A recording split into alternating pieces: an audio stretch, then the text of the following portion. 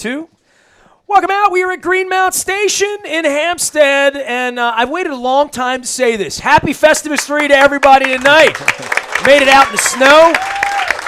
Yeah. So, my wife's under the weather, so a lot of the guys are like, well, I'm leaving, because my wife's not here tonight. And she hit me earlier in the day, and she usually comes out like 5 o'clock. And for those who know, on Tuesday, it's been snowing kind of heavily up here. I mean, I always wondered what the Hereford Zone was like, Luke. Now I know what the Hereford Zone's like. Get that all-wheel drive going. I went to practice today. I waved to Sam and the whole wolf pack, and I came out. I got about 3:30, and Sam texted me right away. He's like, hey, man, we're still doing the show. I know, stuff shuts down in Maryland when it snows like this. And I'm thinking, well, I didn't think you would shut down because you're from Nebraska, man. Yeah. Chris here at Greenmount said last time you heard you pulled up in the big pickup truck, you're making fun of Morgan because he had some little beater car. You wouldn't have made it here tonight, though, right? Oh, the truck? Yeah, your truck's good. You're good, man. Oh, Morg? Yeah. Morg's got a truck now. So he upgraded. All right. Yeah. It's been a few years, but welcome back. Sam's been here before. I'm sure it was in our Super Bowl winning year. Maybe it was. Maybe it was a while ago. It was a long time ago, but I think we won the Super Bowl last time you were out. So this is good. This is good mojo, I think, as we got going here. But how are you? How are you feeling? A lot of folks have your the military gear. Yeah. You got the hoodie on. It's a good hoodie, isn't it? Yeah, he knows. Yeah, no, it's going good. It's been a great year. Excited to see where we go and take it one game at a time. Well, for me, I'm an old guy now. I'm 51. I was young when you got here. Now we're both old together. Yeah, basically. And once you go through all these years and all these seasons together, to get to this point, and I'm 24 years in, to know that everybody in the room, how many PSL owners we got here? We got a lot of folks here. How many of you have a ticket already in your thing for the AFC Championship game if we win? There's only been one. In 01, I still have the Phantom ticket. In 2000, that year, or 01, one of those years, they sent out the ticket because we were kind of in line to maybe use that piece of paper. Yeah. And then when we didn't make it, they're like, you got a souvenir. So it's on the wall.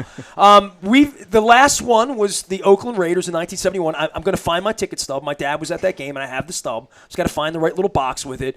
But this is rarefied. I mean, you've hung around a long time. Marshall's the guys that have hung around this long. I mean, even D'Amato Pecco, who this is his furthest he's ever been in the playoffs. I talked to him about doing a show next week. He's like, there is no next week, but he owes me a guitar show, so there's a warning on D'Amato Pecco. It's got to mean something to have your children be, for you, Harbaugh, the older guys that have been around this 2 or 3 times. This has got to be like, man, I hung on this long to make this happen. I'm happy my career lasted this long, right? Yeah, as far as my career, it's just one punt at a time, 1 year at a time. And it's kind of the way we all take that. But when it comes to this game, we kind of take it the same. We as players view it as the same thing. I have numerous people call and say, hey, I'll be seeing you next week. I booked my flight, this and that, and I keep on telling them. I'm flying to Miami tomorrow to get parties together. I want to tell you that. Yeah. Well, I have to. I prepare for success. I prepare for you. I expect you to be successful. We expect you to be successful, yes, too. Exactly. We prepare for success, but we want to be successful on the practice field and take that to the game. And at the end of the day, Saturday, hopefully we're the victorious team, and then we can be moving on. But until then, we got to be focused on one thing, and that's the first thing that's in front of us, and that's the Tennessee Titans. And they're a great team. We haven't faced them this year, which I think is a huge advantage.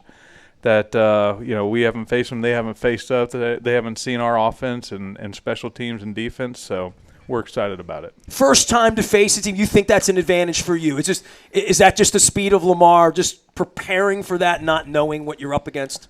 I think so. I mean, you got somebody like Lamar who's explosive as he is. He's exciting of a player as he is. And if you haven't been able to see it, how do you prepare for it? So, other than watching the film daily and day in and day out, but until you actually see him in front of you, that's a tough person to guard. Well, I looked Eric Weddle in the eyes in L.A., the night we wore all those colorful jerseys and whatnot, and he was back in that long hallway, where the USC area, because we can't get the locker rooms there, and he was out there talking to me and Zrebeck and Jameson, and he said, I practiced against it all last year, and, we couldn't see the ball. You can see Eric, we couldn't see the ball.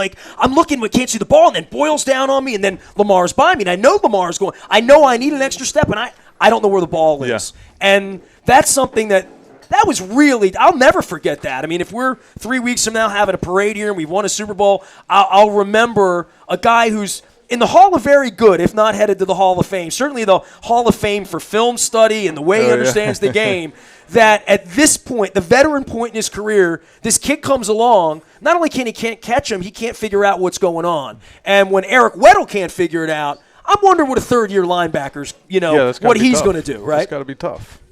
I don't know anything more to say than that guy's explosive. He's exciting, and does it feel that fast to you when you're down there? He's okay speed. You know what I mean? No, that guy. But does it look and feel different when he's down there on the field? Oh, absolutely. Yeah.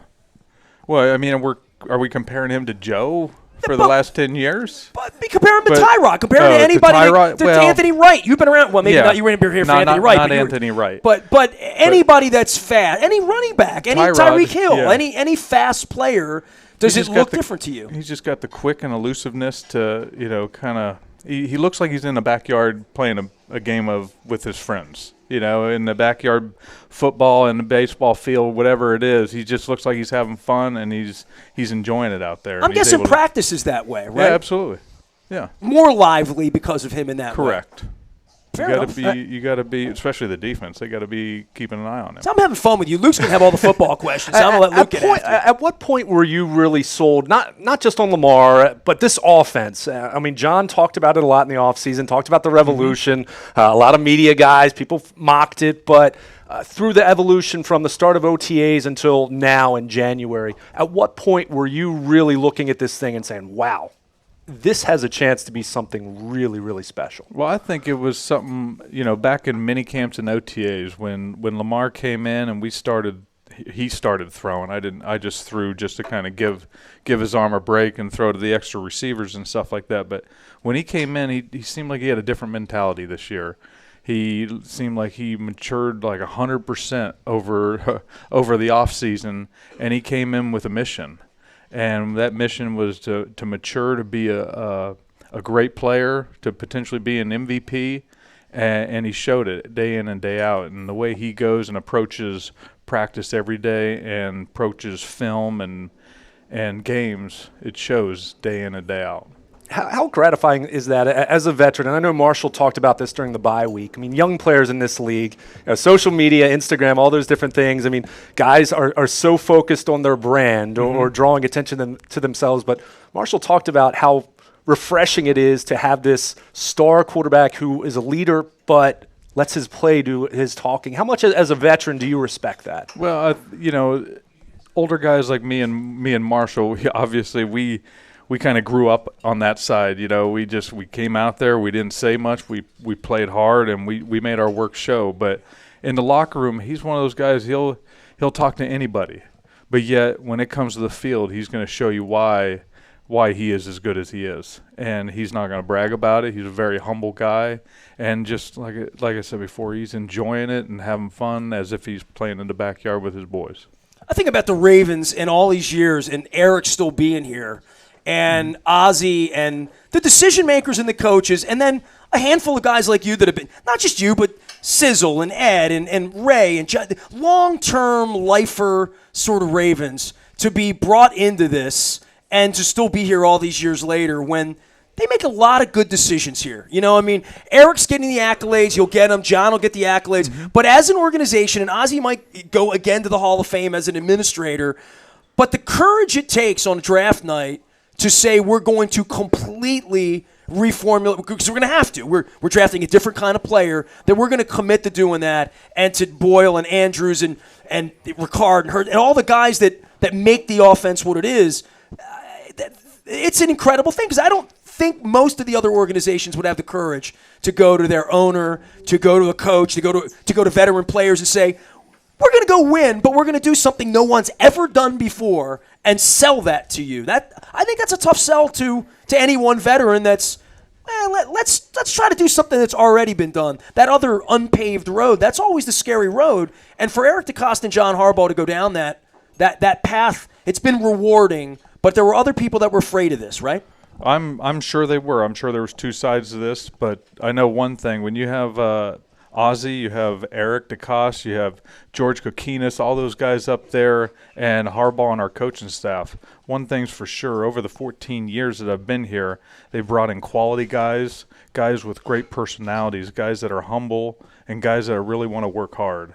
And the guys that don't end up abiding by those types of traits, you see them let go very soon. Or not here at all, Or hopefully. not here at all. I think less of that certainly every day. We all want Correct. less of that and more of the other. And Yes. when you have a group that's been together this long, I think the meetings they have in February, March, and April about the kind of players they want, that when Domano Pekka comes in the room, I don't have to text Marvin, although I did, to know what kind of human being that guy is, right? Like, and Josh Bynes to bring him back, and LJ Ford. We talk about this defense, and over the next couple of weeks, purple willing and we win, there's going to be a long conversation about where this defense was in September and the in-season moves to bring in a guy like Marcus Peters, because in the history of football, you don't see that very much, where you make an impact. It's a baseball thing, right? Or Sure. you're maybe trading deadline NBA, but that's changed the NFL, and the Ravens have been on the front of that. Correct. Clearly this year, we have a chance to go to the Super Bowl because of in-season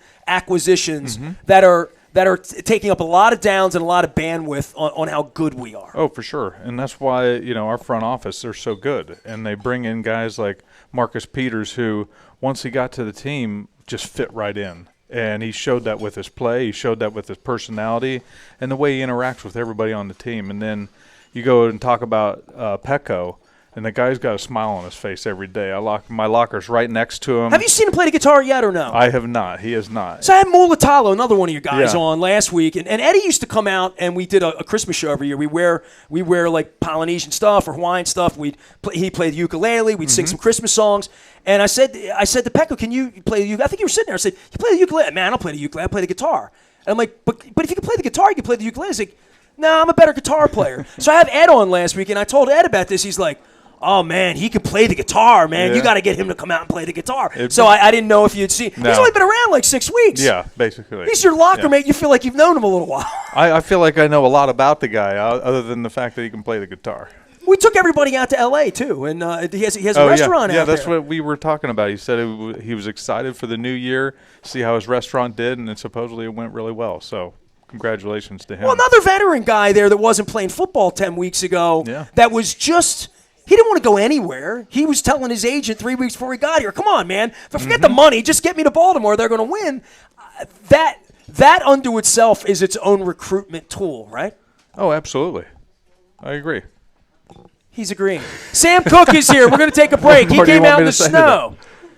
He's from Nebraska. They're quiet Midwestern. I'll get something out of you before it's. We're Well, going to yeah. talk sports. We will. We'll see. I'm going to try. You're going to talk about something. I mean, you're an old sage guy now. You I have a got lot to something say. for him in the next segment. Ooh, Do you? I do. Luke's got something up Okay. his sleeve. Give it up for Sam Koch coming out on a wintry night. We got a lot of folks here. Yeah. Thanks to the second room. Thanks for Sam, coming. Sam thought that the folks in Carroll County may be a little soft. I had to let him know. They were all going to I make it out didn't here. say all folks. I said the school systems usually shuts down very quick. Who's ready to win a Super Bowl here? Whether it's snow or anything. Yeah. Right. We're at Greenmount Station. We are WNST.net, AM 1570. We're back for more from Carroll County in the snow right after this.